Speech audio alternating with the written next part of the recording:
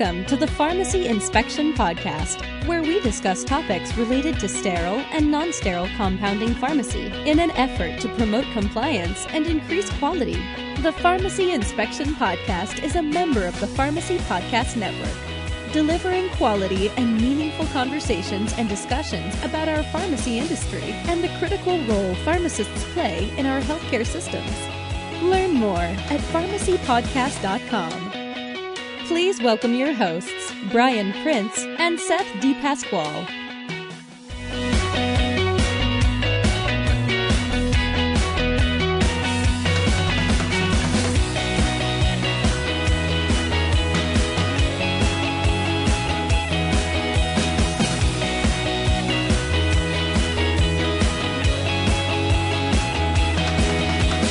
Hello to all of our compounding friends and colleagues out there, and welcome to the third week of the new year 2018. I hope something exciting has happened for you thus far, because I'm looking forward to this year, and I'm also looking forward to this episode number 10, because this week we welcome a really good friend of mine by the name of Rad Dillon. I will openly credit Rad with mentoring me and guiding me through my early career decision as a consultant in the compounding industry, and like weeks previous with John Pritchett and Joe Caballero and Bill Mixon, I often call Rad to discuss ideas, to ask for clarification, and lots of technical things, and I always enjoy our conversations. The most important lesson here for me, and looking back at my friends over weeks previous, and the lesson that I want to share with you, is build a network of industry colleagues and friends. When we openly share our knowledge, wonderful ideas will emerge, and great things can happen. I know that to be true, and so that's why I want to share with you. Rad, thank you for joining us. Tell us a little bit about your journey into this industry. Yeah, well, I was graduated from pharmacy school in 1981, way back in the dark ages, and immediately went into hospital practice because that's what I thought I wanted to do, but started bouncing around and found myself in home infusion when it was still relatively new, 1986. I certainly wasn't one of the old timers on that, but there was still a lot going on, and I worked with the old leader in the area called Caremark, and really took to home infusion. It was an awesome area of endeavor, and I started working. I mean, it's a fairly turnover and change conducive industry. So there are a lot of mergers, a lot of acquisitions, lots of change of people. So sometimes I turn out well ahead in those kind of things, and sometimes not so much. But floated around with some of the other large names in the company and some regional companies. I was usually either in direct management with them, or I was like a supportive role like corporate pharmacy manager or something along those lines, or quality manager, and we're helping branches. So I was out in a lot of branches a lot of the time. I like travel, and it's interesting we see how people are doing things. As the years went by, I also had some time in long-term care pharmacy, and very recently here in what is considered, classic compounding pharmacy, sterile and non-sterile, because there's a lot of interesting stuff going on there as well. Last 4 years of my life, I have basically decided to be my own boss and divide my time between being a surveyor for ACHC PCAB, meaning I go in and see home infusion pharmacies, I see sterile and non-sterile compounding pharmacies, I see specialty pharmacies. And when I'm not doing that, I'm doing consulting and a lot of technical writing. I wrote a SOP manual or two along these lines. So now here I am living in lovely Loveland, Colorado, looking out on the Front Range from my apartment window. So life is good. Nice. I'm on the road a lot, but I'm doing some karmically good stuff out there. I'm not just surveying people and writing them up, but then getting to help recommend how they can get better and take care of their deficiencies. Awesome. You You've written a couple SOP manuals. Man, that sounds like a very daunting task. Well, Wow. I'll tell you how. Yeah, the way that kind of came about is when I started surveying in the PCAB realm. I was realizing how awful a lot of people's SOPs were, to be quite honest, and what I saw out there on the market really wasn't all that good. So, once upon a time, I had a professor who said, if you really want to get to know something, write a book about it. So I thought, well, you know what? I'll just write an SOP manual. So what it tends to do is to kind of stick to the subject of what does the PCAB standards say it wants. So I wrote the SOP along those lines, and not beating around the bush, just meeting those criteria. And then, of course, the critical thing is if you're the pharmacy that buys this book, you have to customize it. Obviously, then you have to edit it to make it actually apply to your situation. Right. And which, to me is like probably the kiss of death. Like I just, I actually have a hard time sitting down and customizing an SOP manual just to like fit my own needs, let alone writing a whole SOP manual. So I got to hand it to you. That's crazy. That's awesome. Well, thanks. Yeah. What is the hazardous drug consensus group? How did that get started, and why I guess did you get it started? Yeah, well, when USB 800 first came out, I was glad to see that there was some guidance being put out there, but it didn't take very long to realize that there were some definite issues with it. It did not cover a lot of very important topics, even ones that it expected people to do. Let's say some of the prime examples being personal protective equipment, PPE, and an assessment of risk.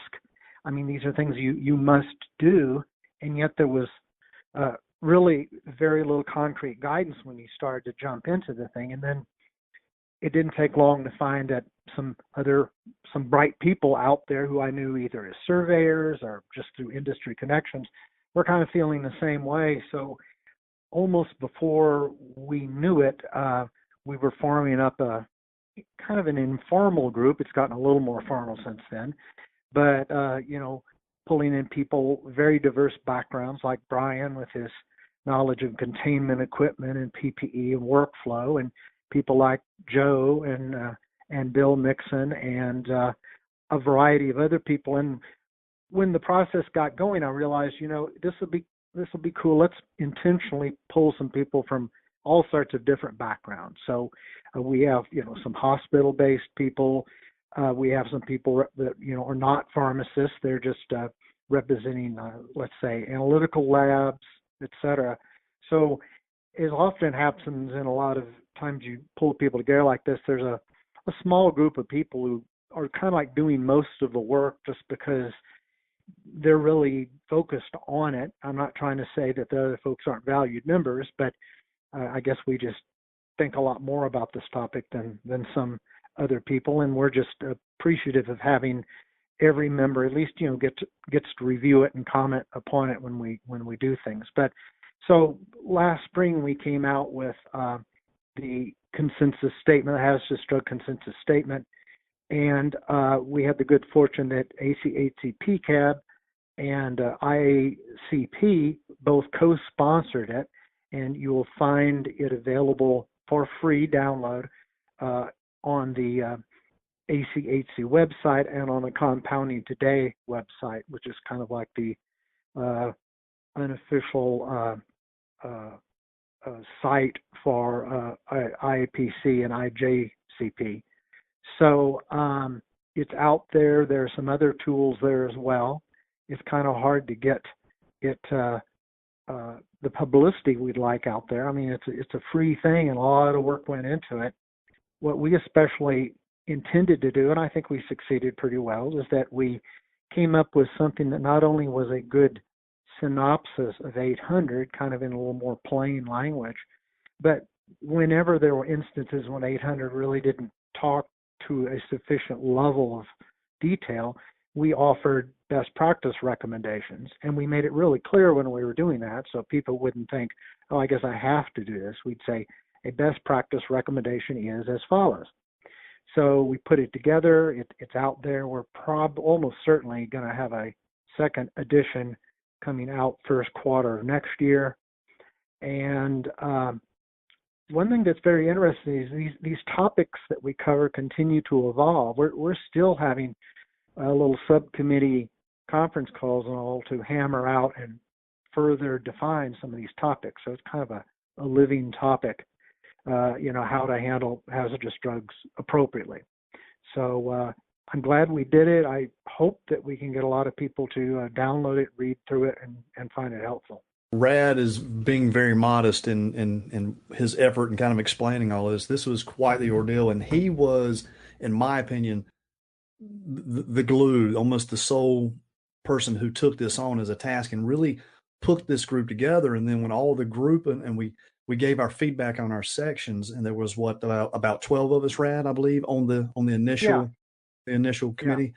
Yeah. And so as we would give back our feedbacks, then Rad would take all of that, dissect that information, and then put it into that document. So Rad, I must give you serious kudos on that, because you were the glue that held this thing together, and then you were ultimately the end author who pushed it down, downfield. So we gave the pieces, but you put it all together as that big puzzle and got that out there. So for me, when you mentioned best practices, the best practices are, again, that's kind of the internal glue that holds all the other pieces. Because the thing that, the Chapter 800 was somewhat vague on were, intimate and small details, such as how do you achieve negative pressure? How do you handle pre-sterilization weighing? How do you, deactivate, contaminate? And so those are things that the chapter said that you must do or you should do, but then there wasn't that intimate detail that said, well, how do we do that? What are those best practices? And so to me, that was the best part of the entire document, is putting those best practices out there. Well, I appreciate that, Bryan. I mean, I enjoy doing things like this, bringing a bunch of bright people together and hammering out a consensus. It could be kind of tedious sometimes. I was thinking it's like when you have a bill moving through Congress and stuff. But, we eventually all worked out compromises and came out with some statements that everybody could agree on. So it was cool. Aside from, the negative pressure thing, what are some other topics that the hazardous drug consensus statement tried to tackle? I know that when I could go on about, some of the things that I had issues with, but I find it interesting to hear about like what everybody else is having issues with and what exactly was clarified. I actually have not had a chance to read that whole hazardous drug consensus statement, I have to admit. So I apologize for that. But so what are some of the things in there that it tackles? Yeah. Well, I will tell you that some of the main issues of confusion continue to be personal protective equipment. I've talked about that before. And it's not even so much, okay, we understand this is the stuff you have to use. It's a matter of, well, when do you put it on? When do you take it off? And where are you standing when you're doing that? And as Bryan can well attest, because he's a major contributor in that whole thing, that whole challenge, we put together a little diagram that literally, kind of like you're walking through the areas where you're handling and compounding the drugs, and says, put this on, take this off. So that was a huge area that we hope we are helpful on. Another one I already mentioned is about assessment of risk. There's a lot of confusion. Well, what can we do an assessment of risk on? What must we do one on? And what can we assess ourselves out of, so to speak? And the subcommittee involved in that is just, literally in the last few weeks, reached some really good consensus on what we can do along those lines. So we're wanting to get that out there. Some other areas Bryan kind of alluded to also is, well, what kind of a room or rooms do I really have to have? And some people are thinking they're going to have to spend an awful lot more money than they probably need to. And then some people are thinking they can just take a cheap approach or an easy approach. And so that's definitely an area. A couple more are the concept of medical surveillance that is in 800, where you're monitoring the health of employees to look for early signs of problems due to hazardous drug exposure, and then environmental wipe sampling, which is a really good idea, but it was and still remains very challenging to find who can do this for you, how should you do it, what should you test for, et cetera, et cetera. So, Bryan, maybe you can think of a few other hot topics, but these are ones I keep running into over and over there when I'm out surveying. Yeah, what I did is I went in and really dissected and diagrammed out what is meant by redundant HEPA. And you would think that, because I live inside of the engineering world and I've come from, the hoods or the containment background, that, for me, understanding redundant HEPA is just a second nature, but it is still very unknown as what that means. As a matter of fact, I was just at the ASHP down in Orlando last week, and I had this conversation over and over and over. So what we did as part of the hazardous drug consensus statements, we actually went in and I diagrammed what does that mean. And there's still going to be a lot of education that goes out on just that subject. But one of the areas that I have used multiple times that we came up with was the risk assessment matrix. And what we did is we made the whole process of risk assessment very simple into a one-page spreadsheet. And whenever you come up with a concept and you introduce it into pharmacy, where our days are already strapped with time and, there's never enough time to get everything done, you don't want to introduce a lot of paperwork, right? And so one of the things that we've done, again, that I've introduced out there is the assessment of risk. And that's in a matrix, which is just one page. And you can go through there in that matrix, and it's under a case study, I believe somewhere around page 21, 22. And by the way, the chapter itself, USP 800, the chapter is around 20 pages. And our consensus statement is around between 90 and 100 pages. And that may sound overwhelming in the beginning because we've already heard, Rad, and I'm sure you've heard this too, is that we're already getting folks out there that are actually they haven't read the chapter or they haven't read it all the way through. And so how do we get them to then turn around and read a 90-some page consensus statement then dissects it? Well, I feel like some of this is going to probably ultimately go to the designated person, whoever that is in whatever organization, for them to really dissect it. But again, the tools we put in there are really not to just fill pages, but the tools are in there to really help people make the process more simple. Would you agree with that statement, Rad? Yeah, I would. I was just thinking an amusing analogy there is that usually when you have a whatever for dummies book, you would imply that it's probably going to be shorter than the original, but you're right. I mean, this is actually, our consensus statement is significantly larger than 800 is because we feel like we just have to give a lot of examples and tools, and we make up questions and answers because that's often an excellent way to get ideas across, is by posing questions and then answering them. So I was just trying to look back in 800 and see if the environmental sampling, the wipe sampling, is written in such a way. Bryan and I have talked about this now a couple times with a couple different people about using total organic carbon analysis to assess whether or not the surfaces are clean, rather than doing like an identification of some kind to see if your surfaces are clean. I'm kind of wondering if the chapter is written in such a way that you'd be able to get away with actually doing total carbon analysis, total organic carbon analysis, rather than what perhaps the chapter suggests with like an HPLC type thing. Well, let's remember, I'm sorry if I didn't say this earlier, environmental wipe sampling I think is a good idea, but it is a should, not a must. So you don't have to do it.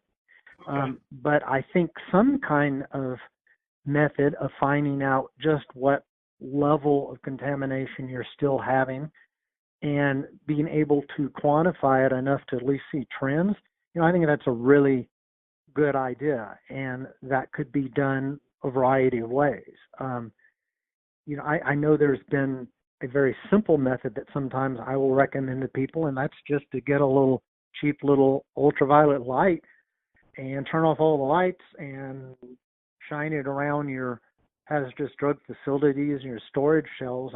Certainly not every hazardous drug fluoresces, and not a lot of chemicals don't, but many do. So it's kind of like if you're seeing a lot of residues everywhere around on shelves, fixtures, equipment, then that probably means there's hazardous drugs there as well. So the idea is then if you do a deep clean, use deactivating substances, and then repeat the process, and you see a notable change, that's not enormously quantitative, but it sure beats the heck out of nothing. So sometimes people have really caught on to that and have actually used it, and, to good results. So I think there's a possibility of a wide range of options here, everything from very expensive, quantitative analyses looking for the exact drugs to some of the stuff you guys are thinking of and just a $10 ultraviolet light. Yeah, I have recommended the UV flashlight. Every conference I've spoke at, I pull it out and I show it to everybody, and you can see people just get extremely excited about a $12 flashlight. But the reality is that it is a great qualitative method. And that's ultimately what we're going to end up with initially as it relates to surface sampling is just qualitative results. Is there presence of, and is that through the carbon method? Is it through an HPLC method? Well, once you get into more of an HPLC method, then we can start getting more of a quantitative data set, but then that gets to be very expensive as well. So I don't know that we've absolutely solved this issue yet. And I think maybe a guest for us in the future would possibly be somebody from a third-party analytical lab that can really just help us understand, the qualitative versus the quantitative result. Because think about it, from a quantitative result, what are we comparing those results against, right? Are there any benchmarks? Are there any standards that are set forth that there's only an allowable X amount of that particular chemical? Well, that data just doesn't exist. So, again, there's going to continue to be a little bit of subjectivity within that. But the good news is it's a should and not a must, although it really should be happening. I think we can all agree on that. Yeah. Yeah, that's a very good point in that, let's suppose and we either detect there's a lot of contamination on equipment or hardly any that we can detect. Well, but the ultimate issue, as Bryan will readily admit, is, but how much of that is being ingested? And then if you're ingesting it, how much is acceptable? And we just don't know on a lot of these products and drugs. And that's a huge thing. If your PPE and your procedures are really good, you might be able to hypothetically work on a rather contaminated environment that absorb none of this. So it's a lot of work's going to be needed in this regard. Yeah, and I will oftentimes direct folks to the toxicology section of the SDS sheets, the safety data sheets, and it'll say sometimes whether or not that was an oral or an inhalation, if there's even that data available. And sometimes we get chemicals where it says no data available, and I believe that tox section is like section 11 of the SDS. But so there's ocular exposure, there's dermal exposure, there's inhalation exposure. There's so many different routes of exposure. And so, yeah, that's a great point. Is it just because there is a presence on a surface and we've detected that, what is it? What is the real personnel exposure from that? Well, that's again, quantitative data sets that we don't have either. And I don't know how to really achieve that. That's probably a little beyond my comprehension at this point. So, Rad, tell us your thoughts on the pending USP 797. So that the delay happened with 800 about 6 weeks ago, and they said that they wanted to harmonize 797 with 800. However, the last paragraph of that press release said we still encourage early adoption of 800. So that, again, tells me, in my humble opinion, that there's more of a harmonization with 797. So what are your thoughts on the harmonizations, and or are you putting together a consensus group? I already know the answer, but I still have to ask it for the podcast. Are you putting together another consensus group to say, okay, let's also tackle this one as it comes out as well, even though there's still a lot of things up in the air? Well, yeah, and I completely understand why USP wanted to coordinate these so that 800 and a new 797 would basically have the same effective date. Originally, that was to be July 1 of 2018.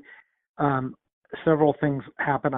I don't have any inside knowledge necessarily, but I think there was a lot of controversy and pushback on 800, which perhaps was one reason why they decided to delay its implementation. But one thing I do know is that an unprecedented number of comments were submitted with regard to the latest draft of 797 that came out last fall, and it has taken them a great deal of time, and I'm fully confident they are still digesting all of these comments and deciding what to do about them. I guess that's probably a good sign, because that means they're cogitating on them for their merits.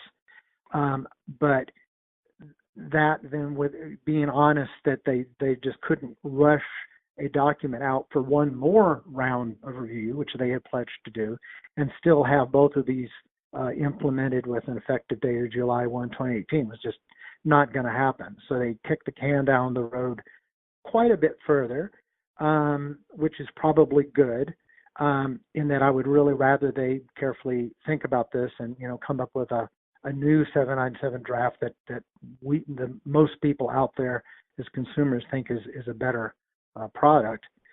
I also think that we're going to have a situation in which, as Bryan alluded, we're going to need to have a concerted effort to review whatever draft comes out next.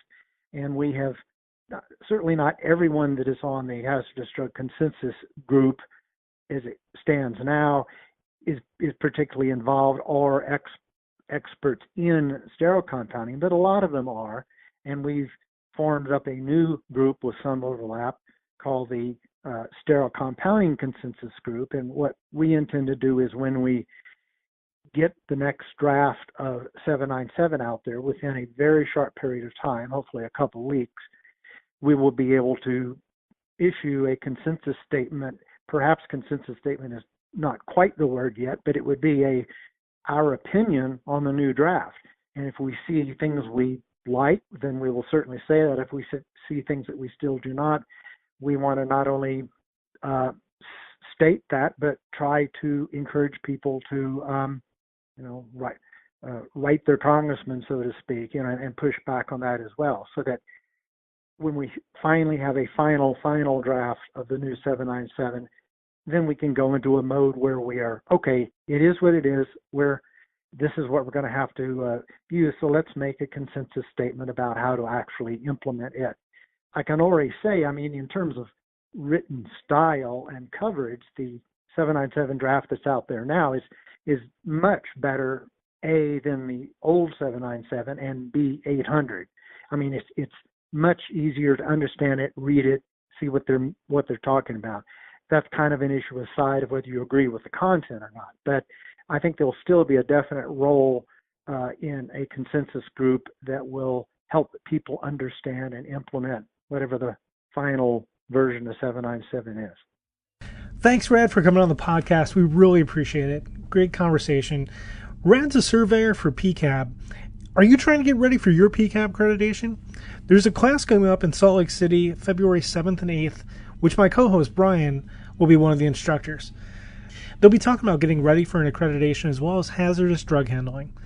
Head over to Accreditation University for more details and use PI 100 SLC for $100 off the class. That's Pharmacy Inspection 100 Salt Lake City for $100 off the class.